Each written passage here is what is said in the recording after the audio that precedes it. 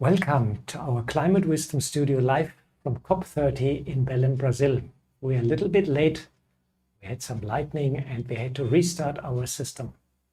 We bring together experts from science, politics and spirituality to explore new solutions for the unfolding climate disaster. Myself, I'm Golo Pilz, and I will be today's moderator on a very interesting topic, inner resilience and planetary renewal. As usual, some news from the conference. The conference is soon entering its second week, and Brazil Chief Negotiator Lilian Chagas noted that the technical phase of COP is over and nearly completed. The political phase now starts with the ministers arriving, those who hold the real bargaining power at the negotiation table. This shift is also crucial and necessary as very little funding is available for transition and also loss and damage efforts. And the current national CO2 reduction pledges put the world on track for 2.6 degrees warming, a catastrophic outcome for people and the planet. Meanwhile, Brazil's environmental minister, Marina Silva, has urged all countries to commit to a fossil fuel phase-out, calling it the ethical response to the climate crisis. The issue remains one of the most contentious at the COP summit, with countries divided whether and how a phase-out roadmap should even be discussed. As a host, Brazil is maintaining a careful neutrality given its own role as a fossil fuel producer. Panama's climate negotiator Juan Carlos Monterrey captured the frustration in one single sentence. It's quite stupid that we talk about everything else when fossil fuel are the actual problem. Quite interesting. After 30 years. I'm glad to have two special guests with us who will shed light on the climate conference in the context of today's topic, inner resilience, planetary renewal. I have with me Heloisa Schurmann. Welcome. You are a renowned Brazilian sailor, educator, author, and environmental activist, best known as the matriarch of the first Latin American family to circumnavigate the globe on a small, tiny sailboat. You have completed multiple world circumnavigations, congratulations for that, and are a leading voice for ocean conservation. You are also the author of 6 books, developed the Education in Adventure program, which has impacted more than 2 million students in Brazil and the USA. Welcome very much to our studio. Thank you very much for your invitation. It's a pleasure to be here and share our points of views in our Voice of the Ocean. Wonderful. I have also with us Maureen Goodman. You are the Brahma Kumaris Program Director for the UK and representing them at the United Nations in Vienna. You are an experienced meditation teacher and have attended many UN climate conferences, but also other UN conferences. Since long you have been involved also in the interfaith dialogue, and you have a deep interest in the ethical dimensions of climate change. Welcome, Maureen, to our tiny studio. Thank you very much. Thank you. This brings me to my first question. Heloisa, please tell us a bit what you're focusing currently and what brings you actually to the climate conference. Well, the Voice of the Ocean NGO was created by our family after 3 circumnavigations around the world. And after seeing the state of the oceans, rivers and lakes, we decided to give something back and a legacy for the children of the world. You know, giving back to the ocean who gave us so much. We sailed more than 70 countries, saw so many beautiful places and also cultures, and the ocean is our road. And we decided that we needed to do something, so we create the Voice of the Ocean to bring awareness, educational programs. We work with innovation, technology, and science. We are firm believers of science. So, and when we came to COP30, we finished our 4th trip around the world called Voice of the Ocean right here in Belém on November 2nd. And we came as we were building the House of the Voices of the Ocean. It is a complex at the Cultural Center of 11 Windows, a place that's very well known in Belém, who they gave us the opportunity to share exposition about the ocean, the state of the ocean, with many pictures, immersions, conference. Everybody that we know, over 60 institutions are giving conference over the House of the Ocean. So we're giving people their voices. The House of the Voices of the Ocean brings people to talk about, be fishermen group, be it very important scientists. And so we're gathering all these people to talk about how they want the ocean to become better. And this is also working with climate change. Many conferences today, there was a group of young people, so they also are our hope. Wonderful. Such a courageous message you're sharing with us. And I just can say, next time you are doing sailing around the world and you look for a volunteer, let me know.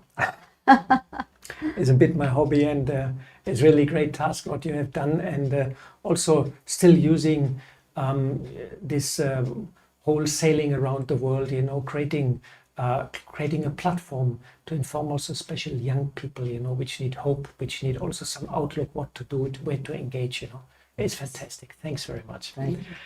This brings me to Maureen.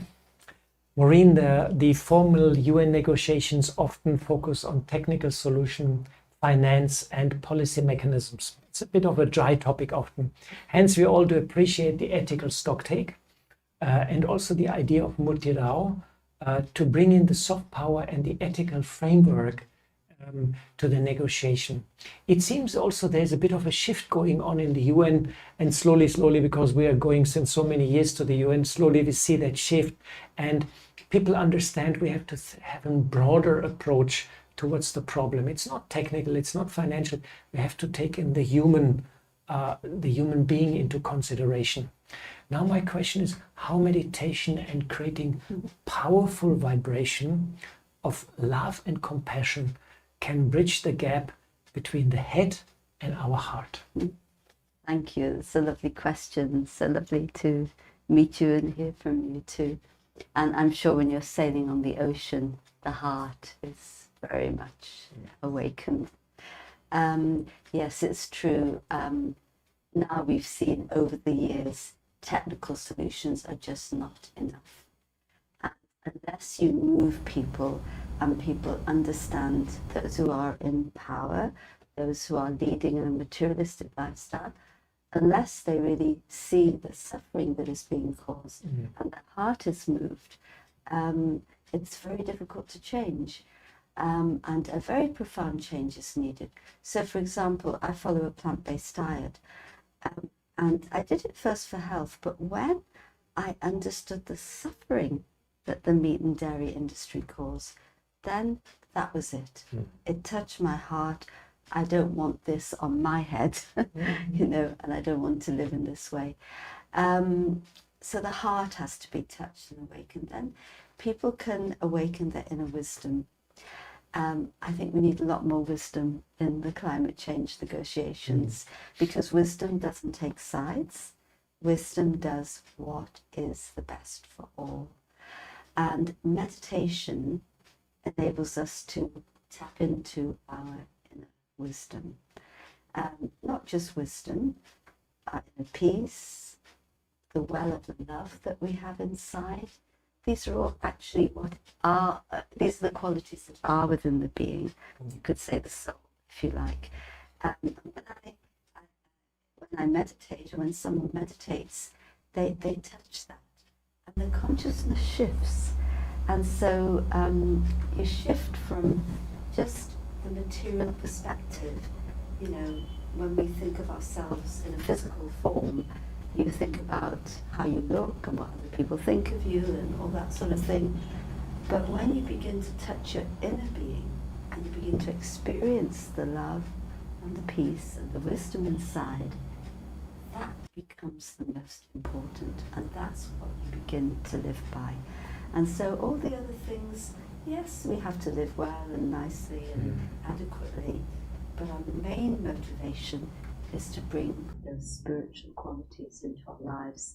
Now, in the negotiations, if those spiritual qualities are being used by those who are in the negotiation, the result's going to be very different.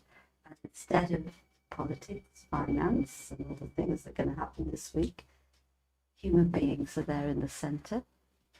Decisions are going to be very different. Wonderful. So we need to do this. Wonderful. Yeah. Maybe we should do a bit more meditation inside the climate conference. Oh, it'd be great, yes.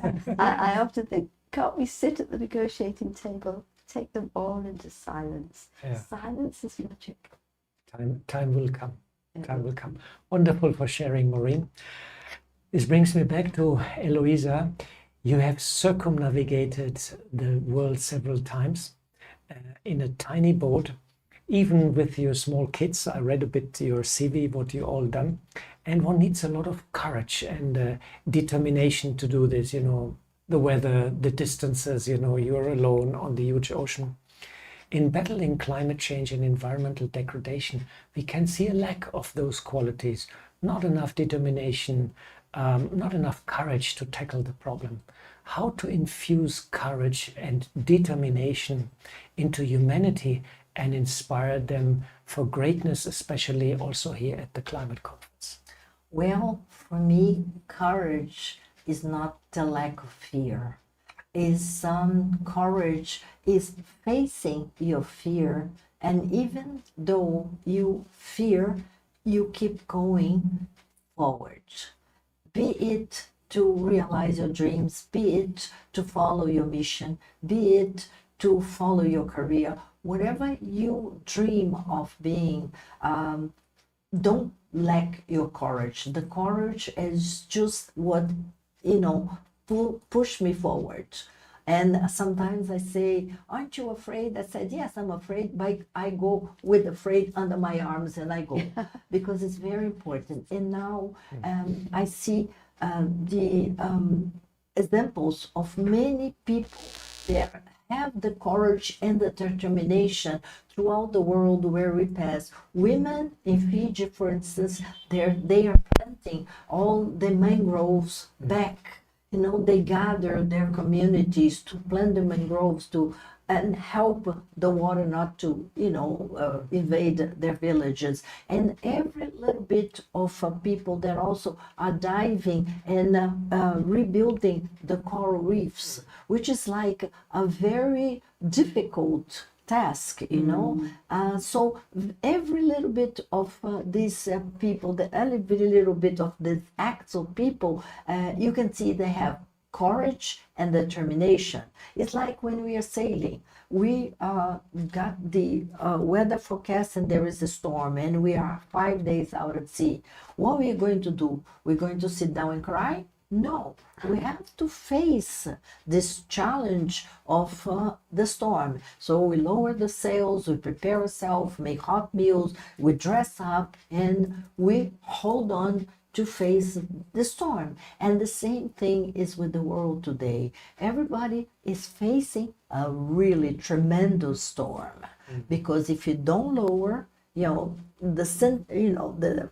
temperature, we are faced with a very bad outlook. So people have to realize that every person counts. And I've seen it throughout the world, everybody working, not being resilient, but doing something in small villages where they don't have fresh water anymore because their wells were invaded by seawater. So they have to ask for help. Funding, of course, is very important to get the water makers and train to make water for their own village, because, these things that happen. They don't want to become refugees, climate refugees. They don't want to leave their island and live in a city. Like one boy told me, I don't wear shoes. Here we don't have cars and it's your fault.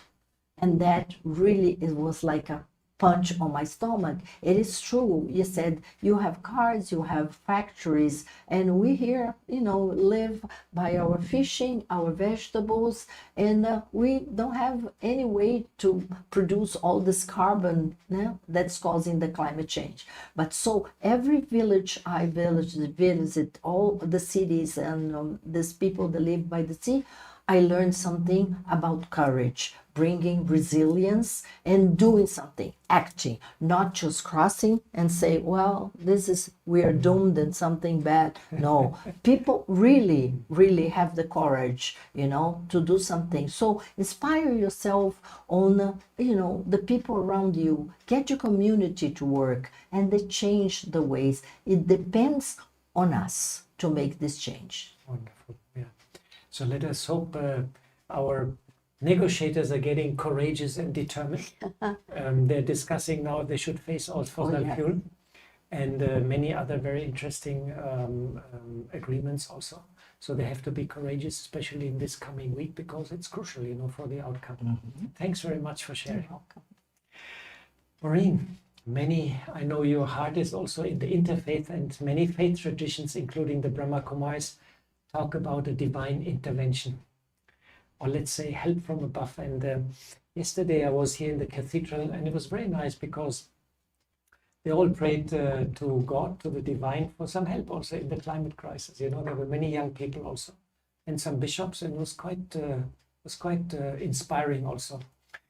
And indeed, it seems the time is ripe for some help from above. It's dark times and a lot of problems, and humanity sort of is in a critical situation.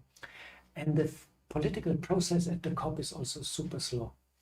And how a higher power can help us to navigate the crisis and maintain hope and momentum. How this is going to work, especially you are a meditator. Please share a bit your insights.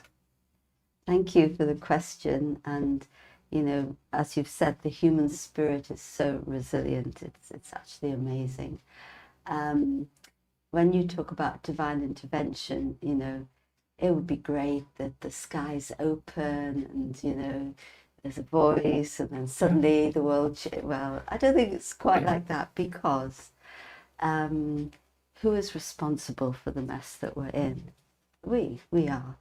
And it's a question of now our connection with the divine to bring that energy to the earth. I actually, in 2022, had gone to Ukraine soon after the war started with a group of religious leaders. And later on, just to be with the people, and I was being interviewed afterwards, and they said, well, where is God in all this? How can God allow this war? And I said, well, where is humanity in this? What have we done to bring ourselves to this point? The interviewer said, okay, I understand.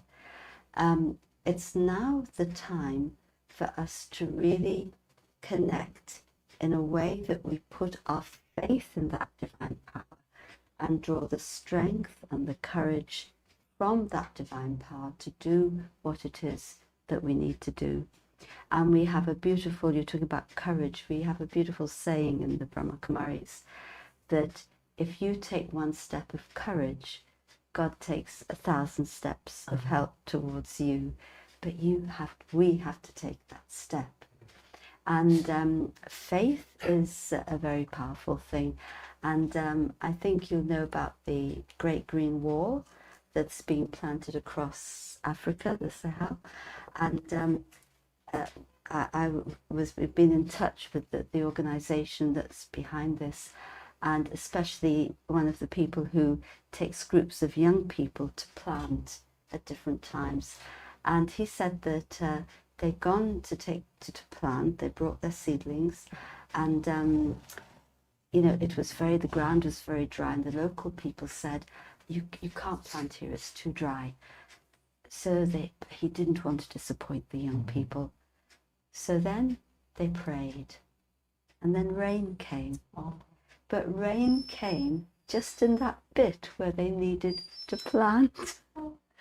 And from then on, the local people called them the children who bring the rain. But it was faith And it was that ability to hand over to the divine and take that energy and bring it into the world. And this is now what we all need to do. The divine love needs to inspire our actions, and it multiplies our actions many, many times. It says God loves can heal anything. Absolutely. Wonderful. Greatest Nice. healing Yeah, power. nice for sharing. Yeah. This brings me to the last question, Heloisa. I came to know also that you practice meditation, and I read up a little bit some article, and I quote you, if you don't mind. Being at sea and in the silence allows me to listen to the universe to tell its story. Can you share a bit with our audience your experience and how meditation helps you to recharge and keep up hope? Okay, I will. But first, I want to add something about faith. People always ask me, how do you go around the world with your children, small children, 4 children from 7, to 15? Aren't you afraid that something bad will happen? I say, I go because I have faith. My faith is stronger even than my fear. This is very important. Well, I started we've been sailing for 41 years. And on the 3rd year, when we start sailing, even before I knew the word was meditation, I start listening to the silence. And I give my turns on the boat. We sail 24 hours, and then we take turns, 4 hours each. And then on my 4 hours, I stood there with the stars at night, with just the wind, propelling the boat, and I start listening to the silence. And I start going inside myself every minute that we sail, and they start growing, even like it was not my turn to be out there. I would sit out there in the front. I mean, just this beautiful clouds, just this beautiful ocean. And I start looking into myself and listening to my silence. Like I said, it's very important. Even my children would respect me because they knew that I was there. I didn't know it was the meditation. Mama is thinking, she's her thinking time, but it was my meditation. And with time, I learned about reading and learning with other people, but not definitely a technique, but just this inbred knowledge that I am a person with nature. And I say, I sailed the world to discover other worlds, but the most important world I discovered was myself inside. And this is my thoughts about my meditation. Wonderful. Very lovely to share that with us. Wonderful. Very great inspirations. Unfortunately, time is ticking. Yes. And we have a couple of minutes left. And Maureen, maybe you can take us in a short meditation into silence and a little prayer also for COP, for determination and for courage to find the right decisions. Okay.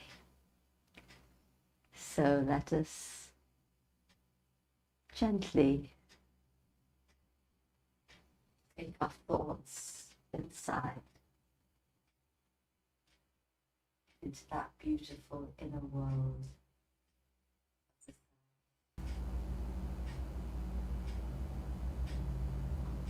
And discover the peace that we have inside, the love that fills our hearts, the wisdom that guides us.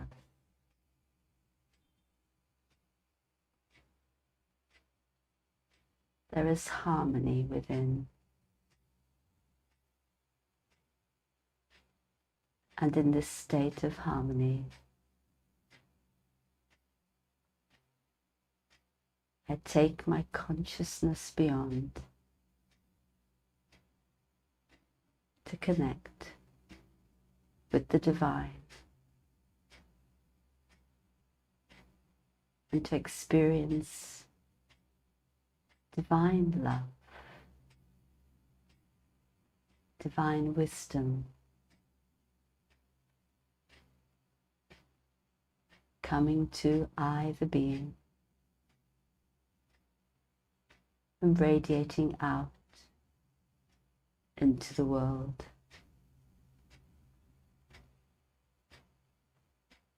Divine love is the greatest healing power.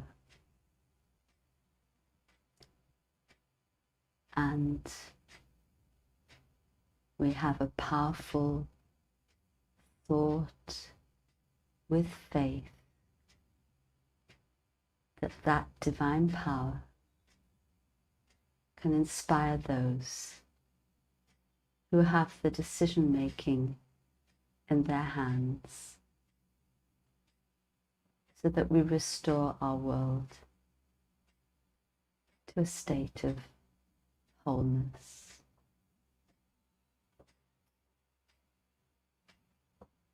Thank you.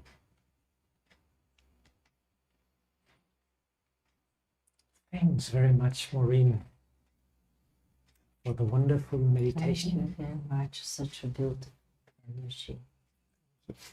Thank you. Thanks very much, Heloisa, and thanks very much, Maureen, for being with us and sharing your insights on sailing, courage, determination, silence, connection, transformation. Unfortunately, we have to stop the wonderful conversation. Thanks also to our patrons, sponsors, and all the helpers behind the camera to make this live studio possible. Please join us for another interesting session of our Climate Wisdom Studio. For details, visit our webpage echo.brahmakumaris.org/live. You will find all the informations. Last not least, thanks to our global audience for staying with us. I hope you have been inspired. And you can also stay tuned in. In a couple of minutes, we will start with part 2 of tonight's session. Goodbye and good night from Belém in Brazil.